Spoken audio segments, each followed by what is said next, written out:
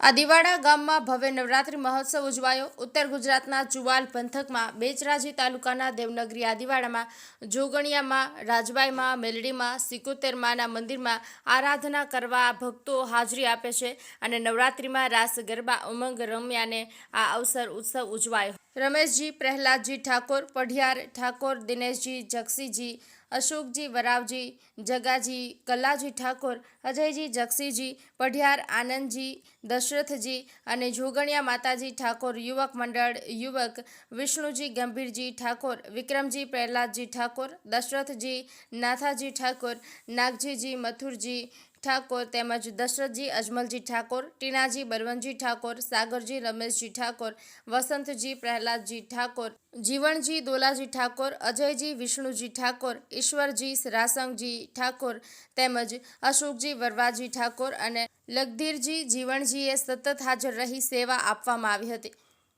SN Patel, news of Patan, Mehsana.